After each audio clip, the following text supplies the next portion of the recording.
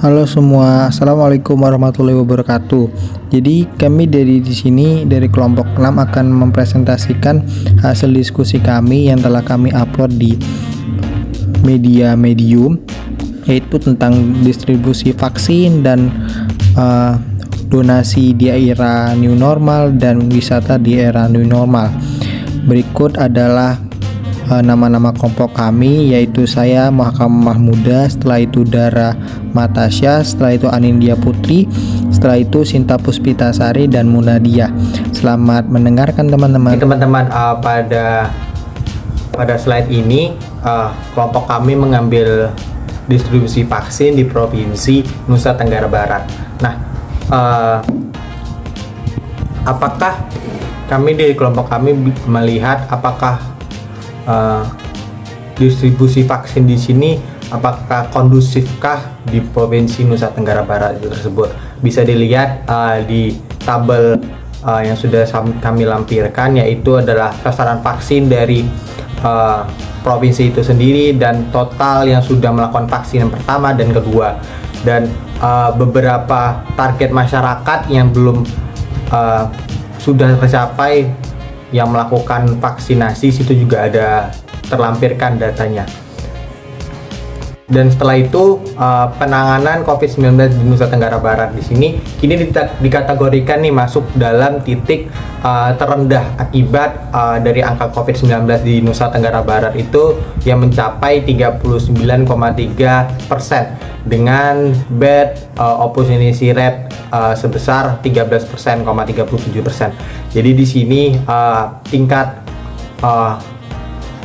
penyebaran COVID-19 di Nusa Tenggara Barat ini termasuk lebih rendah daripada provinsi-provinsi lain. Nah, dari Nusa Tenggara Barat ini juga menargetkan buat vaksinasi kepada keseluruhan masyarakat di sana sebanyak 70% dengan total penduduk yaitu 3,9 juta. Ada dengan rentan 12 sampai 17 tahun dan rentan usia dari remaja, dewasa, dan lansia. Terkait data-data tersebut dapat terlihat bahwa target vaksinasi COVID-19 di Nusa Tenggara Barat ini belum mencapai 100%, masih di angka 70% yang sudah melakukan vaksinasi 1 maupun 2. Dapat dilihat bahwa terlihat 30% lainnya belum melakukan vaksinasi dikarenakan belum ada kesadaran dari masyarakat itu sendiri untuk melakukan vaksinasi tersebut. Setelah itu, dari target tersebut bisa dikatakan baru tercatat 18% 35 penduduk yang melakukan vaksinasi. Pencapaian tersebut kini bergantung ketersediaan dari vaksinasi COVID-19 itu di Nusa Tenggara Barat itu sendiri. Jadi dari target ketersediaan vaksin ini ada ketimpangan antara target awal dari pemerintah dan target dari vaksinnya itu sendiri. Tetapi dari pemerintah Nusa Tenggara Barat itu sudah melakukan follow up atau ketersediaan vaksin yang lebih banyak untuk meningkatkan kesadaran masyarakat untuk melakukan vaksin. Nah, mungkin dari materi distribusi vaksin di Nusa Tenggara Barat mungkin dari kelompok kami seperti itu. Berdonasi dengan mudah di kitabisa.com. Selama masa pandemi COVID-19 kemarin, Indonesia mengalami beberapa perubahan di berbagai sektor yang berdampak pada masyarakat luas, salah satunya tenaga kesehatan. Mereka sangat membutuhkan bantuan untuk dapat menghentikan virus COVID-19 ini. Dari permasalahan ini memicu terjadinya penggalangan dana dari lembaga yang berisikan orang-orang baik untuk membantu masyarakat yang membutuhkan bantuan. Salah satu lembaga tersebut adalah kitabisa.com yang juga bekerja sama dengan para influencer seperti Rachel Fenyang. Di zaman modern saat ini, berdonasi dapat dilakukan dengan mudah, yaitu melalui GoPay, Dana, ShopeePay, M-Banking, dan e-money.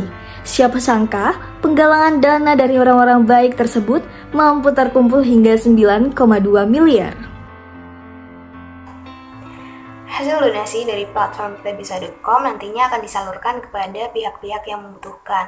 Nah, dalam artikel ini, hasil donasi galang dana COVID-19 akan disalurkan kepada tenaga kesehatan, masyarakat kurang mampu, rumah sakit rujukan dan non-rujukan COVID-19, serta petugas pemakaman COVID-19.